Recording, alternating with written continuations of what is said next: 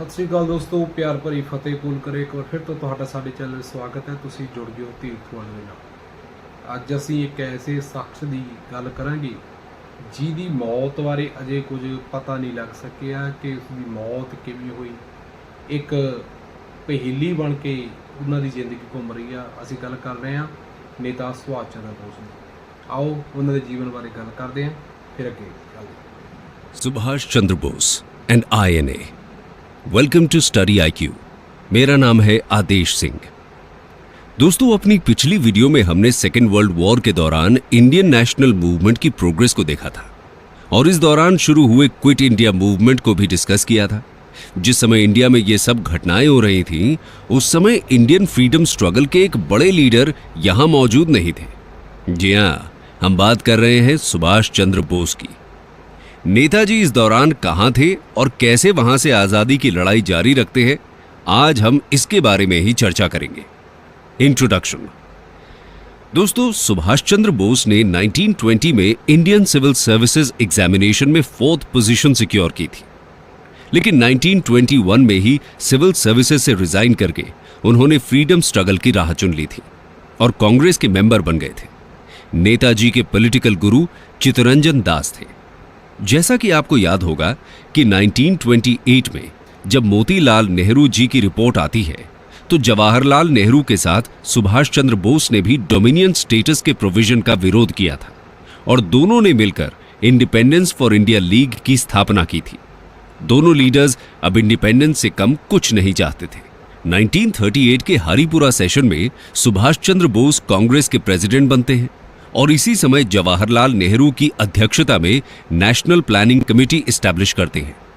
बोस और नेहरू दोनों ही सोशलिज्म के स्ट्रॉन्ग सपोर्टर थे और कांग्रेस में यंग ब्रिगेड को रिप्रेजेंट करते थे। कांग्रेस का अगला सेशन त्रिपुरी में होता है। बोस एक बार फिर कांग्रेस प्रेसिडेंट के इलेक्शन में खड़े हो जाते हैं। इस बार उनके against Gandhian candidate Pattabhi Sitaramayya खड़े होते हैं। इलेक्शन में बोस जीत जाते हैं, लेकिन गांधी जी उनके साथ काम करने से मना कर देते हैं क्योंकि दोनों की पॉलिटिकल और इकोनॉमिक आइडियोलॉजी मैच नहीं होती थी।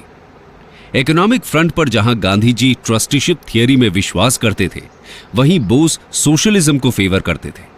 इसी तरह गांधी जी की पॉलिटिकल आइडियोलॉजी जहां नॉन वायलेंस पर बेस थी, वहीं बोस देश की आजादी के लिए किसी भी हद तक जाने के लिए तैयार थे।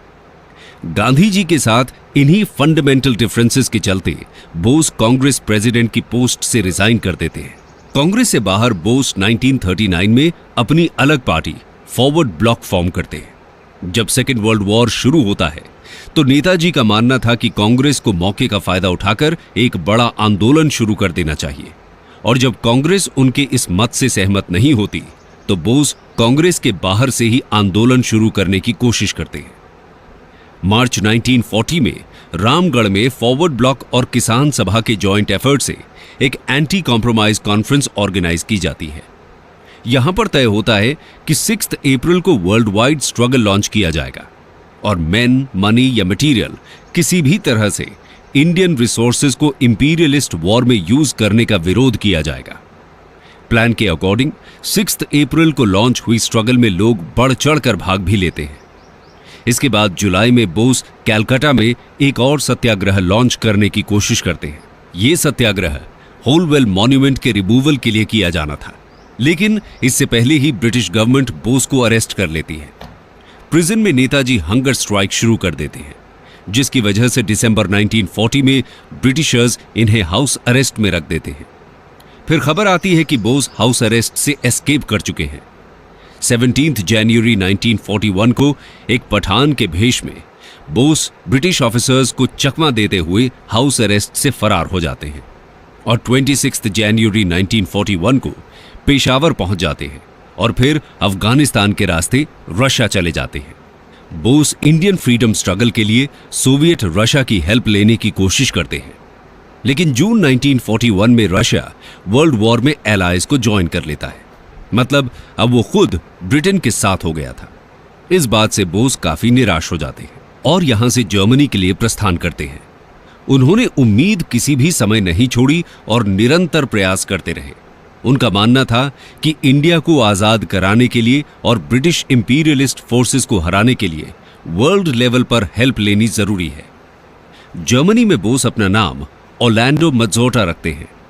जर्मनी और इटली के द्वारा कैप्चर किए गए इंडियन ओरिजिन के वॉर प्रिजनर्स को लेकर बोस एक आर्मी फॉर्म करते हैं जिसे फ्री इंडिया लीजन कहा जाता है।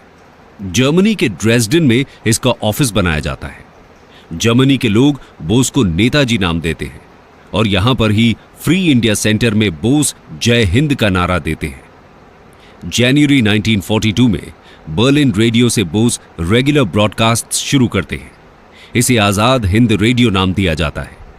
मई 1942 में बोस की मुलाकात हिटलर से होती है। इस मीटिंग के बाद बोस को जर्मनी की इंटेंशंस पर डाउट हो जाता है। इसके साथ ही बोस हिटलर के रेसिस्ट व्यूज का भी विरोध करते हैं। उन्हें लगने लगता है कि इंडिया की आजादी के लिए जर्मन हेल्प से काम नहीं चलने वाला। इसलिए फरवरी 1943 में बोस जर्मनी छोड़ देते हैं और सबमरीन्स के द्वारा जापान चले जाते हैं और फिर वहां से सिंगापुर पहुंचते हैं। सिंगापुर में नेताजी रोश बिहारी बोस से इंडियन इंडिपेंडेंस मूवमेंट की कमांड अपने हाथों में लेते हैं। लेकिन ये इंडियन नेशनल आर्मी का सेकेंड फेज होता है और इसे समझने से पहले फर्स्ट फेज को समझना जरूरी है। Origin and first phase of the Indian national army. दोस्तों, इंडियन प्रिजनर्स ऑफ वॉर यानी POWs को लेकर आर्मी क्रिएट करने का आइडिया ओरिजिनली मोहन सिंह का था। ये ब्रिटिश इंडियन आर्मी के ऑफिसर थे जिन्होंने मलया में रिट्रीटिंग ब्रिटिश आर्मी को ज्वाइन न करने का फैसला किया था। इसके बाद इन्होंने जापानीज से हेल्प मांगी थी। जैसा कि हम जानते हैं कि वर्ल्ड वॉर 2 में ब्रिटेन, USA और रशिया मिलकर लड़ रहे थे जर्मनी और जापान के विरुद्ध। जापान ने तेजी से बढ़ते हुए साउथ ईस्ट एशिया में ब्रिटेन और उसके एलाइज को हराया था और ब्रिटिश इंडियन सोल्जर्स को प्रिजनर्स ऑफ वॉर यानी POWs बना लिया था। मोहन सिंह द्वारा हेल्प मांगने पर जापानीज इंडियन POWs को मोहन सिंह को सौंप देते हैं, जिन्हें Mohan Singh Indian national army में रिक्रूट करने की कोशिश करते हैं। बड़ी संख्या में POWs इस आर्मी को ज्वाइन करने के लिए तैयार हो जाते हैं, क्योंकि एक तो इनके मन में ब्रिटिशर्स के अगेंस्ट गुस्सा था और दूसरा जापान में POWs कैंप्स की कंडीशंस बहुत खराब थी। सितंबर 1942 में 16,000 से ज्यादा सोल्जर्स के साथ INA की फर्स्ट डिवीजन तैयार हो जाती है। लेकिन जल्दी ही INA के रोल को लेकर मोहन सिंह और जापानीज के बीच डिफरेंसेस इमर्ज हो जाते हैं। जापानीज सिर्फ 2000 सोल्जर्स की एक टोकन फोर्स ही रेज करना चाहते थे, जबकि मोहन सिंह का प्लान एक बड़ी आर्मी क्रिएट करना था। इसके साथ ही INA की ऑटोनॉमी को लेकर भी जापान और मोहन सिंह के विचार अलग अलग थे। इसलिए जापानीज दिसंबर 1942 में मोहन सिंह को अपनी कस्टडी में ले लेते हैं और इसी के साथ INA का फर्स्ट फेज एंड हो जाता है। अब बात करते हैं सेकेंड फेज की, जो सुभाष चंद्र बोस के सिंगापुर पहुंचने से शुरू होता है। Second phase of the INA। दोस्तों, आपको क्रांतिकारी रोश बिहारी बोस तो याद ही होंगे। इंडिया में इनकी रेवोल्यूशनरी एक्टिविटीज को जब ब्रिटिशर्स ने फोर्सफुली सप्रेस किया, तब 1915 में ये जापान चले गए थे और इवेंचुअली जापान के नेचुरलाइज्ड सिटीजन बन जाते हैं। यहां वो जापानीज को इंडियन इंडिपेंडेंस मूवमेंट में इंटरेस्ट दिलाने के लिए बहुत एफर्ट्स करते हैं। Rash Behari Bose pan Asian circles में एक्टिव रहते हैं। टोक्यो में इंडियन क्लब की फॉर्मेशन करते हैं और वेस्टर्न इंपीरियलिज्म पर लेक्चर भी देते हैं। इसके बाद 1942 में जापानीज गवर्नमेंट की हेल्प से टोक्यो में Rash Behari Bose Indian independence league की फॉर्मेशन करते हैं और जब मोहन सिंह द्वारा INA क्रिएट की जाती है तो ये बहुत एक्साइटेड होते हैं और सिंगापुर के लिए निकल जाते हैं। जापानीज भी ये फैसला करते हैं कि INA अब इंडियन इंडिपेंडेंस लीग की लीडरशिप में ही काम करेगी। इस तरह दिसंबर 1942 से रोश बिहारी बोस ही INA की कमांड संभाल रहे होते हैं। जुलाई 1943 में सुभाष चंद्र बोस सिंगापुर पहुंच जाते हैं और उनकी मुलाकात रोश बिहारी बोस से होती है। अब इंडियन इंडिपेंडेंस लीग और INA की कमांड सुभाष चंद्र बोस को सौंप दी जाती है। 25 अगस्त को नेताजी INA के सुप्रीम कमांडर बन जाते हैं। मलया में बोस तुम मुझे खून दो, मैं तुम्हें आजादी दूंगा का पॉपुलर नारा देते हैं। नेताजी की पॉपुलैरिटी इतनी ज्यादा थी कि सिर्फ POWs ही नहीं बल्कि साउथ ईस्ट एशिया में रह रहे लोकल इंडियंस भी INA ज्वाइन करने लगते हैं। 12 अक्टूबर 1943 को बोस सिंगापुर में provisional government for free India की फॉर्मेशन करते हैं, जिसमें H.C. चैटर्जी को फाइनेंस पोर्टफोलियो, M.A. अय्यर को ब्रॉडकास्टिंग और लक्ष्मी स्वामीनाथन को वुमेन डिपार्टमेंट दिया जाता है। ये प्रोविजनल गवर्नमेंट ब्रिटेन और यूनाइटेड स्टेट्स पर वॉर डिक्लेयर कर देती है। एक्सिस पावर्स के द्वारा इसे रिकॉग्नाइज किया जाता है। 6 नवंबर 1943 को Japanese army Andaman and Nicobar islands INA को दे देती है। सुभाष चंद्र बोस इनका नाम बदलकर शहीद और स्वराज द्वीप रख देते हैं। INA रिक्रूट्स को ट्रेन किया जाता है और फंड्स कलेक्ट किए जाते हैं। INA में रानी झांसी रेजिमेंट नाम से एक वुमेन रेजिमेंट भी फॉर्म की जाती है। जनवरी 1944 में INA का हेडक्वार्टर रंगून शिफ्ट कर दिया जाता है और यहां से आर्मी रिक्रूट्स को इंडिया के लिए मार्च करना था। उनका वॉर क्राई होता है, चलो दिल्ली। 6 जुलाई 1944 को बोस आजाद हिंद रेडियो से महात्मा गांधी को फादर ऑफ नेशन कहकर एड्रेस करते हैं और गांधी जी से इंडिया की आजादी की आखिरी लड़ाई के लिए आशीर्वाद मांगते हैं। शाहनवाज की कमांड में INA की एक बटालियन जापानीज आर्मी के साथ इंडो बर्मा फ्रंट पर भेज दी जाती है। ये लोग इम्फाल कैंपेन में पार्टिसिपेट करते हैं, लेकिन यहां जापानीज इंडियंस के साथ डिस्क्रिमिनेटरी ट्रीटमेंट करने लगते हैं। इंडियन सोल्जर्स को राशन नहीं दिया जाता है और उनसे जापानीज यूनिट्स के लिए मीनियल वर्क कराया जाता है। इससे INA यूनिट्स डीमोरलाइज होने लगती हैं। इसके बाद भी 18 मार्च 1944 को INA बर्मा बॉर्डर क्रॉस करके इंडियन सॉइल पर अपना कदम रखती है। यहां से INA यूनिट्स कोहिमा और इम्फाल की तरफ बढ़ जाती हैं। 14 अप्रैल को बहादुर ग्रुप के कर्नल मलिक मोइरंग में INA फ्लैग को होइस्ट करते हैं, जो आज मणिपुर में है। 3 महीने तक INA मोइरंग में मिलिट्री एडमिनिस्ट्रेशन ड्यूटी संभालती है, लेकिन उसके बाद बड़ी संख्या में एलाइड फोर्सेज यहां पहुंचने लगती हैं।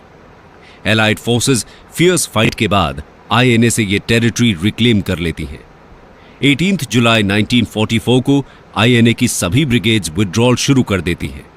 इसके बाद जापानीज आर्मी की स्टेडी रिट्रीट के साथ INA द्वारा इंडिया को लिबरेट करने की सारी उम्मीद भी खत्म हो जाती है।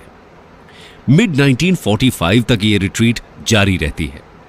15 अगस्त 1945 को सेकेंड वर्ल्ड वॉर में जापान सरेंडर कर देता है और इसी के साथ INA का भी सरेंडर होता है। रिपोर्ट्स के अनुसार 18 अगस्त 1945 को नेताजी की संदिग्ध हालत में ताइपे में एक एयर क्रैश के दौरान मृत्यु हो जाती है। कंक्लूजन दोस्तों, इस तरह INA एक बहादुर प्रयास था इंडिया को आजादी दिलाने का।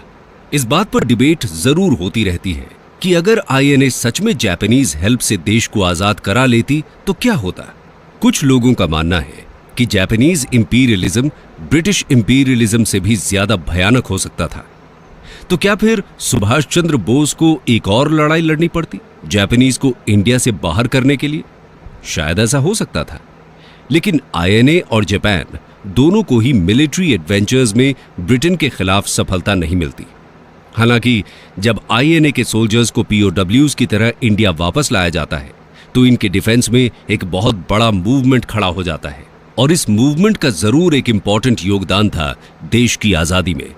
इस तरह इनडायरेक्टली INA फ्रीडम मूवमेंट में अपना कंट्रीब्यूशन देती है। इसके बारे में अपनी नेक्स्ट वीडियो में हम विस्तार से चर्चा करेंगे। ਸੋ ਇਸ ਵੀਡੀਓ ਨੇਤਾ ਸੁਭਾਸ਼ ਚੰਦਰ ਬੋਸ ਦੀ, ਉਹਨਾਂ ਦੇ ਜੀਵਨ ਦੀ, ਉਹਨਾਂ ਨੇ ਦੇਸ਼ ਲਈ ਕੀ ਕੀਤਾ, ਕੀ ਉਹਨਾਂ ਨੇ ਪਹਿਲਾਂ ਕੀਤੀਆਂ। ਸੋ ਵੀਡੀਓ ਵਧੀਆ ਲੱਗੀ ਹੋਵੇ, ਕੰਮ ਦੀ ਲੱਗੀ ਹੋਵੇ ਤਾਂ ਤੁਸੀਂ ਲਾਈਕ ਸ਼ੇਅਰ ਕਮੈਂਟ ਜ਼ਰੂਰ ਕਰਿਓ। ਸਤਿ ਸ਼੍ਰੀ ਅਕਾਲ।